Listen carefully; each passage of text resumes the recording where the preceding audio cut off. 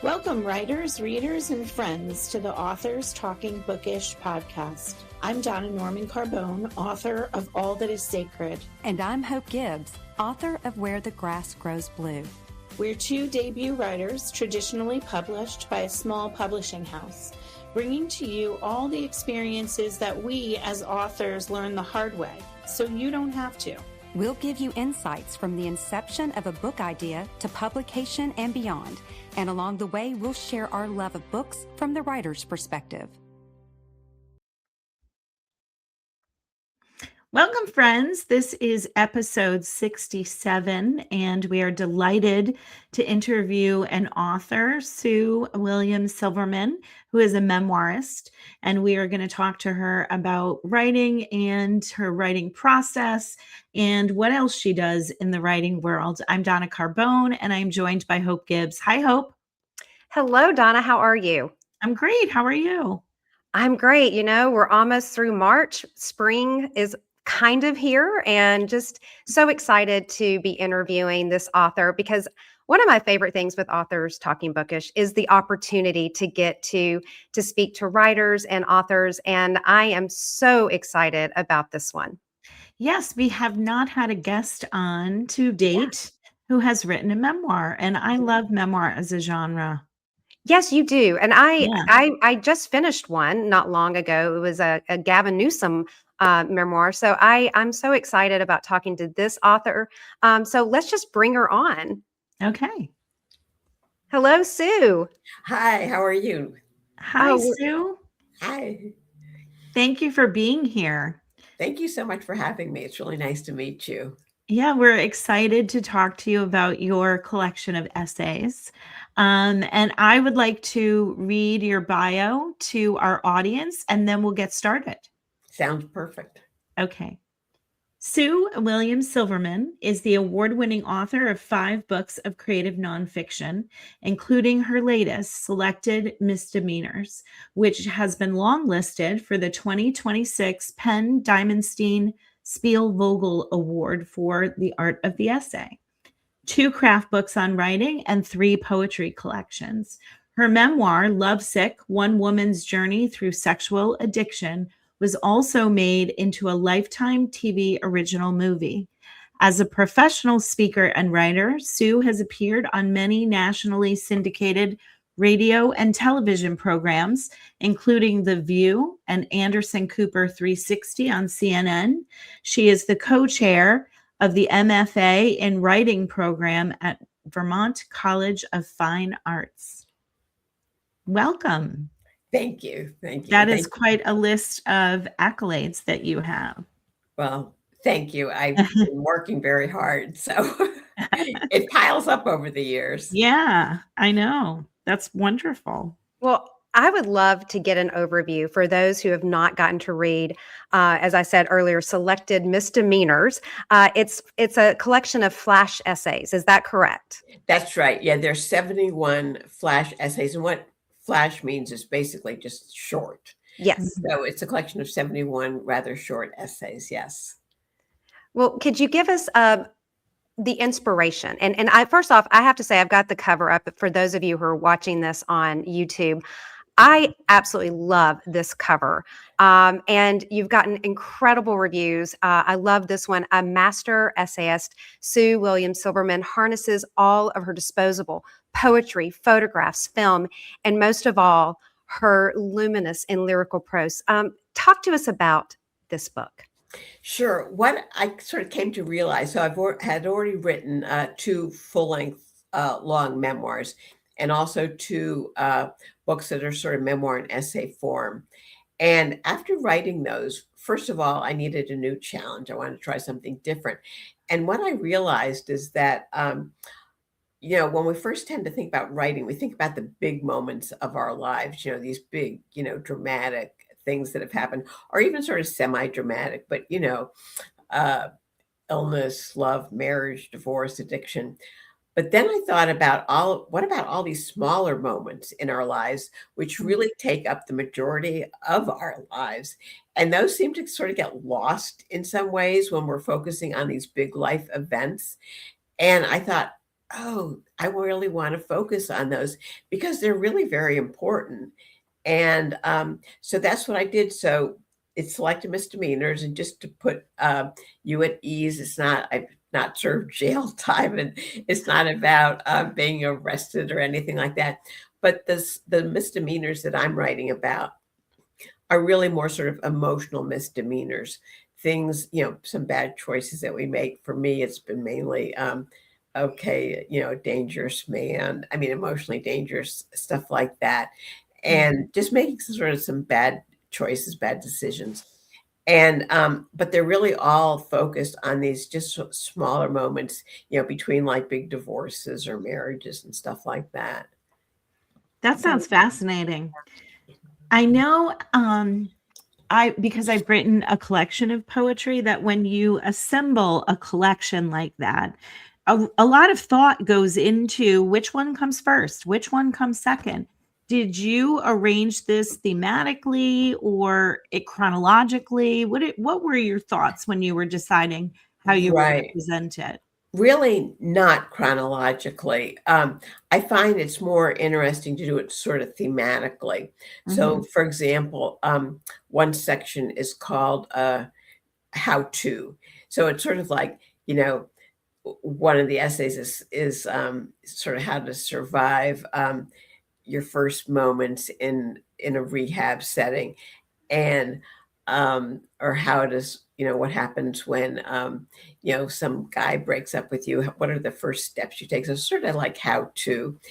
And then there's another section called grieflets, and I put the LETS because they're sort of small grieflets, because again, I'm looking at Mhm. small moments that so the essays are short, but also, of course, they have to be revelatory. I mean, they're not like just an anecdote like this happened to me. That's really not creative nonfiction.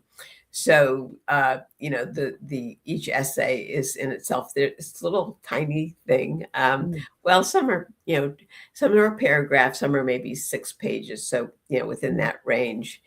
But yeah, I think it's much more interesting really to arrange either a poetry collection or an essay collection thematically, so that a reader can sort of get have more of a focus on what you're really writing about. Yeah, Well, that's you fascinating. explore these pivotal moments in your life, and throughout these essays, was there was there a really hard moment, like a hard essay to write, and which was it, and what was the easiest one? So the hardest one, it's called the silence detector. And I had a girlfriend when I was in high school, and she really fascinated me. I mean, for one thing, she tried to steal my boyfriend, but yet I sort of drawn to her. She had a lot of charisma, and she did become a professional singer, and but she wasn't trustworthy.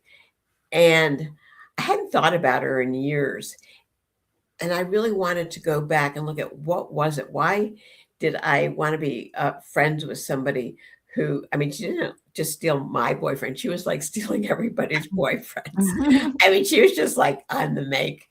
And, but yet there was something that sort of drew me to her. There's sort of a glamour and this kind of polish. And as it turns out, though, what it was that her family was very dysfunctional, very Mm. emotionally unhealthy and physically unhealthy. And so I realized that because I grew up in an unsafe family as well, that so it was really looking at that underlying, that we really did have something in common. That Mm. regardless of her overt actions, we really were both very wounded. And so to have to look at that was difficult and sad. And then, of course, now with the internet, I Googled her, and she had passed away, which was also very sad. Mm. So that, I would say, was the toughest one to write. The easiest one to write, just because maybe the subject matter isn't as dark, is so all of these essays, yes, they're short and they're flash and all of that, but they're also, each sort of revolves around an obsession. I'm a very Mhm. obsessive person. And so and my obsessions are all over the place. So one is that I have this obsession with this liqueur called creme de menthe. and it's emerald green. And my parents used to have these sort of fancy parties, and they would serve it. And I was absolutely obsessed with the color. I mean, to this day, I've actually maybe just barely tasted it. But it's just the color, this emerald green color that I just thought was gorgeous. So I wrote this little essay about this obsession with creme de menthe, which was really to learn about kind of the ephemeralness of beauty and sort of the small things that can bring us joy, like this color. And that was just sort of fun to write. Yeah, it was interesting that you said the silence detector, because I read on Goodreads, and you've got beautiful reviews. You've got great reviews there, but that Goodread reviewer specifically said that essay was the one that stuck with her, and a silence that never stops burning. I don't want to give too much away, but she wrote that in quotes, which I'm pretty sure that is attributed to you, because that was the essay that hit her the hardest. That is so interesting. And it's also interesting because I think it was the very last essay that I wrote for the book. I mean, I think I was almost sort of finished with the book. And then all of a sudden I remembered, oh, Terry, this friend I had, she had such an impact on me. But it's strange how that can be, like, because it sort of in some ways pulled the whole collection together. And it was the last one I wrote. I mean, it's all sort of magical and mysterious how these things come together. Yeah. Very connectable topics too. I'm curious, because you've written poetry, how do you decide whether something is a poem or it needs to be told in prose? So here's, again, talking about magic and mystery. I don't decide. I Yeah. mean, it's like my brain is not part of it. It's just, this is how it comes out. Like, it tells me. So it's really a matter of listening very carefully to what your words are telling you, sort of like following a whisper. And if something needs to be a poem, it just comes out as a poem. So it's not like I'm not using my brain to make that decision. I mean, I suppose the brain is in there somewhere, Yeah. but it doesn't feel that way. It's more like coming sort of from your heart, like this is just going to be a poem. And with each poetry collection, I wrote them all in a piece. So like the most recent one is If the Girl Never Learns. And they're very thematically congruent. Is this called The Girl, which is sort of thinly disguised me, and just making a sort of like these things happen. I don't learn from them, and I keep making the same mistakes over and over. And they all came out sort of in a rush.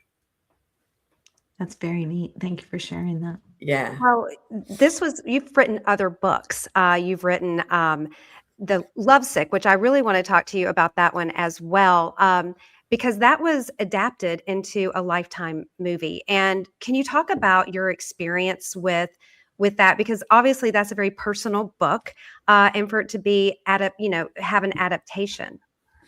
Yeah. I mean, first of all, it was just a shock. I mean, honestly, one night I'm sitting here in my house, and this woman calls. She said she's this independent producer in Hollywood. She'd been at, like, I think it was the Beverly Hills Public Library, and found my book, Lovesick. And had I sold the movie, had I optioned the movie or sold the rights to it? And I said no. She said, okay, great, I want to buy it. I said, okay, I mean, and then, I put her in touch with my agent. So it came out of completely left field. But it was an amazing experience. I mean, I loved the experience. And of course, it's very different from the book. I mean, the movies just are. But it doesn't take away from the book. It really just adds to the book. And I think they did a beautiful job with it. I think it's available on Amazon Prime, called Lovesick. And they just did. And it was just, it was very moving. And to see Sally Pressman plays me, and we don't really look alike. But watching her, it's like I could feel myself. It was so strange. It's like, Wow. yes, like she got me, of course, she'd read the book and everything. And I'd spent some time on this set. But she just, like, I saw her. And it's not like I saw myself so much, but I felt myself.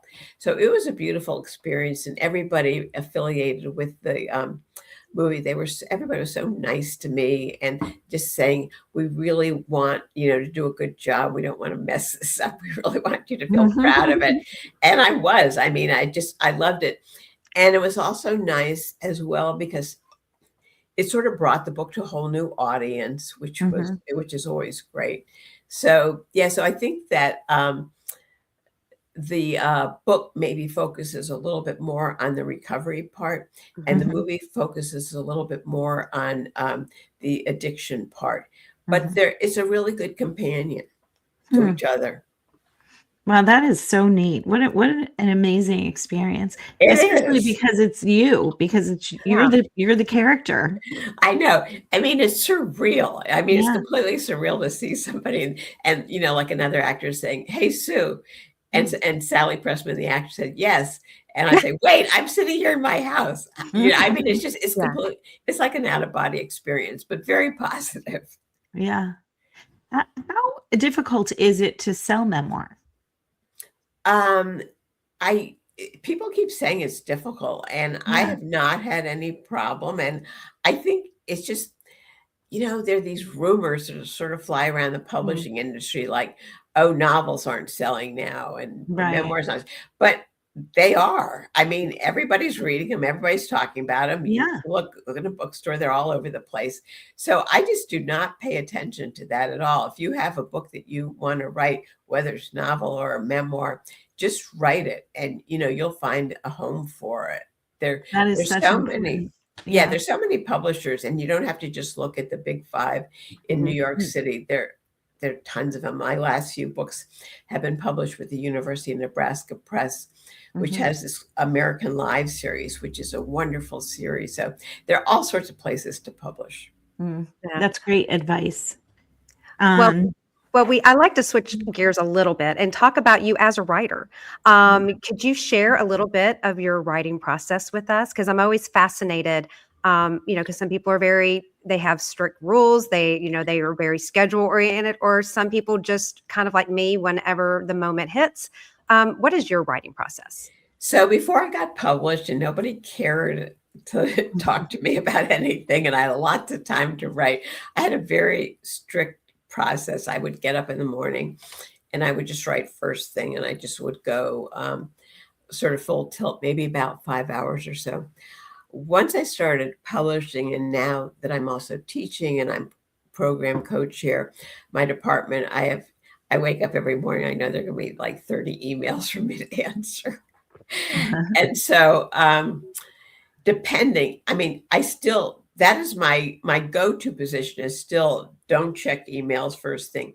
Try and get at least 2 hours in a day. And so I don't write as much as I used to. I just don't have the time because I am teaching and running this program. At the same time, I love, love, love to teach. I really do. And I even love doing some administrative work for the program. And so it's kind of a nice balance. So yeah, times when I'm not completely, working with teaching, I'll try to write. But the key is like to try to do it first thing in the morning, before the world is too much with you. Yeah, I love that. I am a teacher too. So I get your passion for teaching. I actually have a question about your teaching. How does it influence your writing? And how does your writing influence your teaching? Well, I'm certainly a better teacher, having written a lot, particularly about sort of women's issues. I would say most of my students happen to be women. And so, it's sort of embarrassing a little bit to say this, but my students do see me sort of as a role model. It's sort of like, okay, Sue wrote about these really difficult subjects, so I can sort of offer my courage to my students. And then of course, just craft wise, that helps a lot because I've written some craft books, so I just learning how to condense craft in a way that's very approachable, so that's very like, you can do this, I mean, just very clear. So I've learned how to teach in a very straightforward way. but then what I get from teaching is that as I share my courage, really my students share theirs as well, because Mhm. here it's an MFA in writing program. They Mhm. had the courage to apply to this program. They're sitting there, they're sharing their work. And so just like these bonds are formed. And so it's really this sort of symbiotic relationship that really is very important to me, so that I think that my students do get a lot from me, but I get a lot from them too. It's just Mhm. these relationships that are so important. Yeah, very rewarding work. It is. It Mm. really is. Well, Sue, one of the reasons that Donna and I started this podcast a few years ago is we were debut authors, and we used to joke because we debuted within a month of each other, and so we're at the same publisher, and she would tell me, it's like, okay, this is coming down the way, you got to start working on this. But we started joking that we learned all the things the hard way. And so that's the reason we started this podcast, is all the things that we learned the hard way that you don't have to. And so when I was doing a dive on you, I stumbled across an interview, and you said something that really struck with me, that before publication, when people asked what I did, I was a writer, and they would all wanted to know what I'd published. And you said nothing. And they would give me a puzzled look. And then to them, I wasn't a real writer. And I know that some people out there that are writing, maybe they haven't been published. What would you like to say to them on that? And then I would like to ask you, what's one thing you learned the hard way? You are right. I mean, if you are writing, you're a writer, and the publication is sort of two separate things. There's writing, and then there's the business of writing. Mhm. And just know that if you have stories to tell and you're writing them, that's it. You're a writer. You can call yourself a writer. And if people give you funny looks, that's their problem. We have to see ourselves, how we do, however we want to see ourselves. And if I just always felt like a writer, once I did start writing. And one of the hardest things I learned is that you have to sort of filter the feedback that you get. I mean, particularly when around Lovesick, we talked about that. That book is about 28 days I spent in rehab for a sex addiction. So I was on a lot of not your kind of podcasts, but talk radio with shock jocks. And they asked me such inappropriate questions. It was just like, they asked me this on a live radio show. I was just shocked. And afterwards, it was just so exhausting. I thought, oh God, I'm never going to write again. But you have to really, first of all, sort of kind of be careful about who you agree to talk to. And if there is somebody who's going to disparage you, you don't have to say yes to the podcast. I think things are a lot easier now. But also just to know that, people ask me inappropriate questions. I could have said, I'm sorry, I'm not going to answer that. And I didn't have the courage to say that then. I thought if somebody asked me a question, I was obligated to answer it. Yeah. And I'm not. So I think it's not so much about the writing. It's really about how the world sees you afterwards. That, when you start engaging with the world, how to sort of take care of yourself. That's great advice. That's very good advice. And that's good advice for anyone. Yeah.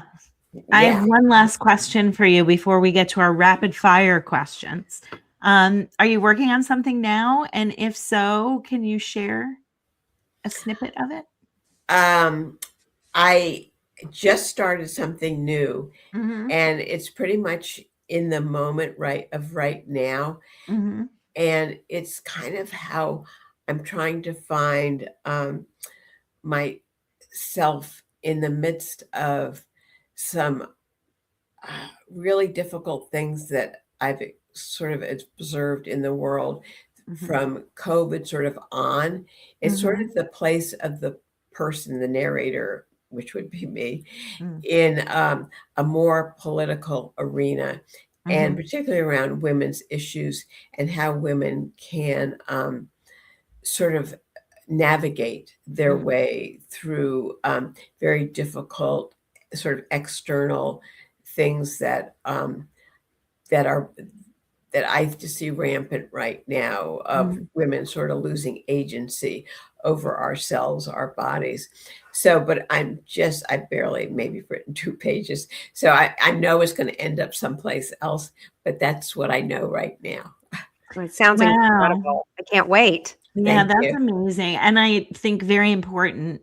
That's something I Very much so. grapple with as well. And I look forward to you putting that out in the world. Thank you. Thank you. So, Sue, we started doing this a few episodes ago, so we get to know our authors a little bit on a personal level. It's called Rapid Fire. It's very easy, we promise. Okay, So here we go, the rapid fire questions. So our first one, this one, we're going to go in easy. The first one, do you prefer coffee or tea while writing, or something else? Smart water, or actually water that has electrolytes in it. That's all I drink, is water with electrolytes. Nice. I like that. Okay, question 2. Can you name one author who inspired your writing? Yes, Jean Rhys, Rhys. Okay. She's the author of Wide Sargasso Sea. She's been dead, a long time. She's really was more popular around in the 60s. But she really did tackle kind of this idea of women's agency and how women can be sort of destroyed by dangerous men. So she had a big influence on me. So that's Jean, and her last name is Rhys, Jean Rhys. We need to put that in our show notes, because we always do show notes, and we need to put that in our show notes, because I would like to look that one up. Okay. Do you snack while you write? And if so, what do you snack on? I never snack. Really? Wow. I don't. Very impressive. Okay. Name a book that changed your perspective. You may have answered that. Well, but another one I would mention would be The Lover by Marguerite Duras, Duras. It's a autobiographical novel. It's based on, and again, it's about women living in a male-dominated patriarchal society and how you survive that. Those 2 books really influenced me a lot when I first started writing. Okay, that's I'm another going to add one those to the show notes. Yes, we are. Do you have a distraction? What's your favorite distraction from writing? Really, kind of loopy series like on Netflix. Things that just I don't have to think. So, but also I really like true crime. I'm fascinated by these true crime series that are on. I think they're streaming everywhere. Yes. So I am kind of fascinated by them. It's sort of grim, I know, but they just draw me in. Okay, Donna.